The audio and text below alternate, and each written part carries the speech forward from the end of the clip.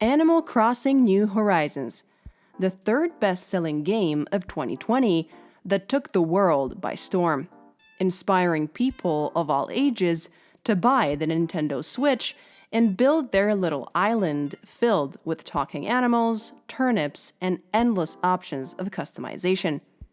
In the midst of a global pandemic that turned our lives upside down, the newest Animal Crossing game served not only as a fun way to pass time, but to also connect with other players when doing so physically wasn't possible. So, when Joe Biden's campaign team chose to use a video game to reach younger audiences and appeal to them in such an unconventional way, Animal Crossing became much more than just a game. It transformed into a never-seen-before campaign tool and revamped the way presidential campaigns can be run and ultimately won. You're watching The Dig, and this is how Animal Crossing helped Joe Biden win the 2020 election.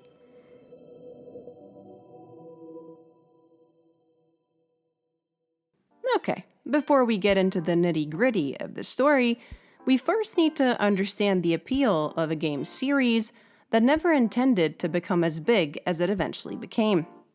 Released in Japan in 2001 for the Nintendo 64, Dobotsunomori, Animal Forest as it was then known, was a passion project of Katsuya Eguchi, the series creator who came up with the idea following his experience of moving away and missing his family and friends back home.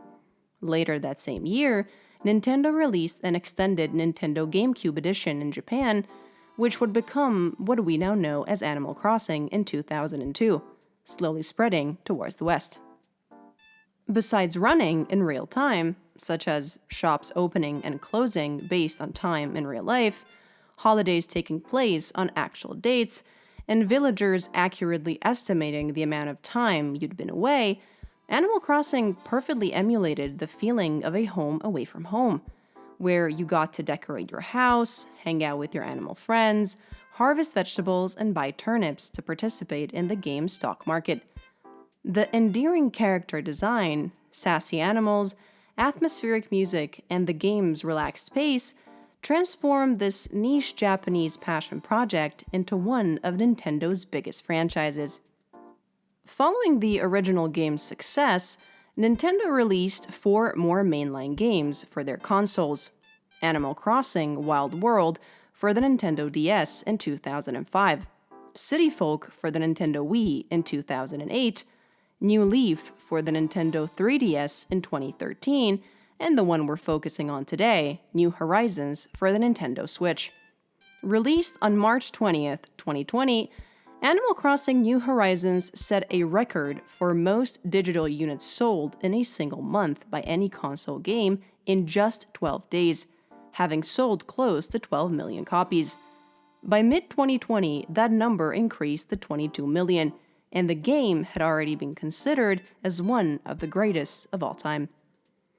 Although previous Animal Crossing games were well-beloved and had left a big impact not only on the franchise, but on the gaming community in general, New Horizons revolutionized the base gameplay of the series.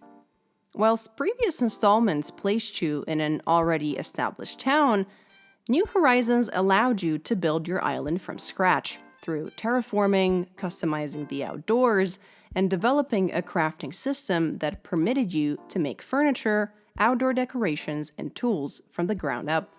This completely new feature was what allowed Joe Biden's campaign team to create his in-game island, the so-called Biden HQ. But how in the world did we get from a wholesome life simulator to an American presidential candidate using it as a campaign tool? I'm glad you asked. Well, it goes without saying that the 2020 US presidential elections were unlike anything we'd ever seen before. The COVID-19 pandemic had been ravaging the world, causing the deaths of millions across the globe, and prompting governments of most world countries to call for social distancing, the implementation of quarantines, and severe limitations to social gatherings. Although the summer months brought lower numbers of those infected in the US, The arrival of fall significantly increased the number of COVID-19 cases, so campaigning had to be adjusted to these unforeseen circumstances. The COVID-19 pandemic essentially disrupted what political scientists often call, quote-unquote, retail politics, the traditional face-to-face campaigning model that had been used for centuries, consisting of rallies, fundraising dinners, and interacting with potential voters in real life. Already in March of 2020, traditional campaigning had to be shut down and replaced by social media posts, virtual fundraisers, and live streams. The effects of this new age plague also affected how voting took place. To reduce crowding on Election Day, states expanded early in-person voting, extended voting periods, and added additional drop boxes in some areas. Voting by mail was also extremely popular, with roughly 42% of all votes coming in that way. By the time Joe Biden became the Democratic candidate on August 18, 2020, his campaign team was already aware of the chokehold that Animal Crossing had on a large chunk of the population. See, Joe's primary campaign focus was already social media, with his team active on TikTok and other socials, creating daily pro-Biden content and encouraging young voters to vote for Joe and Kamala. Biden himself appeared on The Late Show with Stephen Colbert, The Tonight Show starring Jimmy Fallon, and The Daily Show with Trevor Noah, attempting to reach more voters and secure the win. But Biden's campaign team knew that entering the biggest game of 2020 would likely result in a game over for Trump.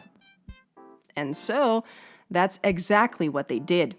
On October 16, 2020, Biden HQ was launched. The team had already created campaign signs and yard banners a month before they made the island available to everyone. But the grand opening of Biden HQ was the real deal. To visit the island, players had to put their in-game character to bed and fall asleep before entering the dream code DA 7286 5710 7478. Although the code isn't active anymore, the plethora of Animal Crossing players recorded their escapades on Biden HQ, and they're still available on YouTube, just like the one you're seeing on your screen right now.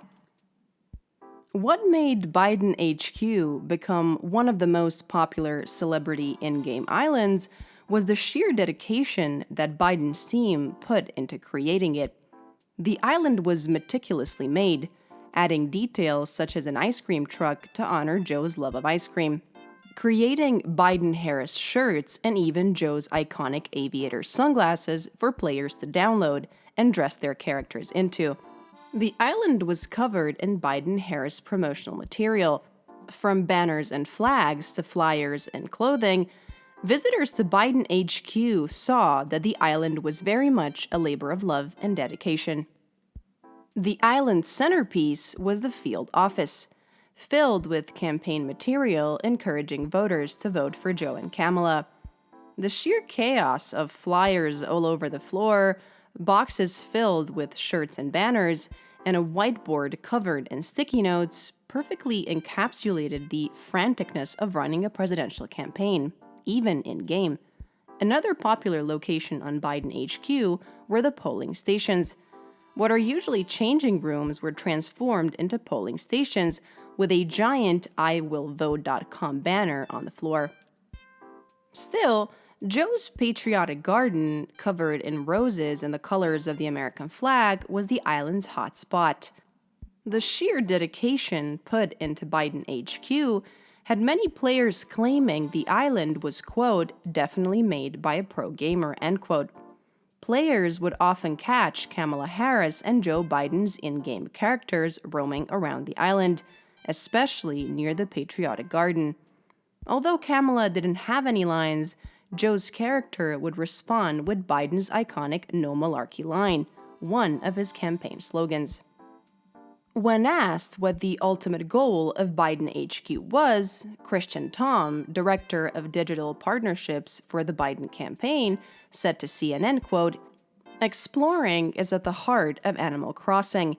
And we know that Biden HQ will encourage players to explore all the ways they can make a plan to vote at iwillvote.com and help elect Joe Biden and Kamala Harris, end quote.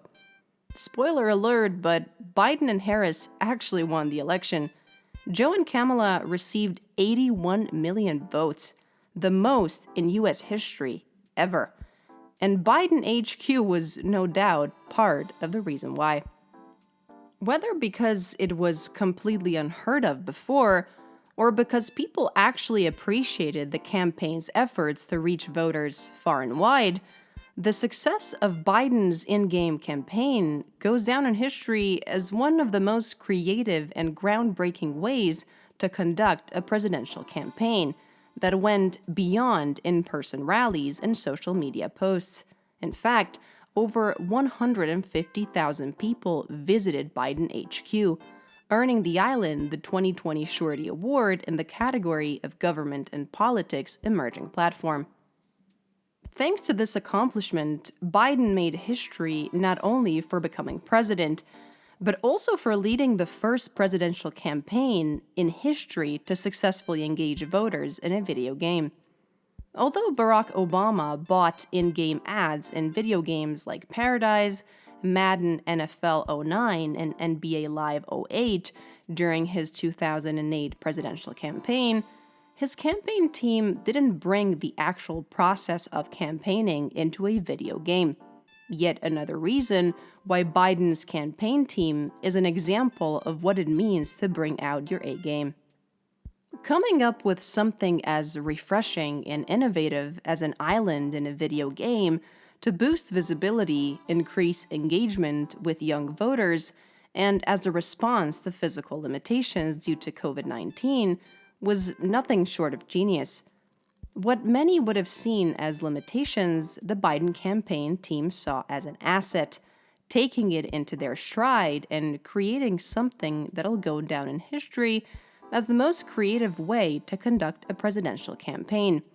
That's a prime example of what having a young team aware of the trends gets you. Creativity, thinking outside of the box, and just a tad bit of unseriousness. Thank you so much for watching.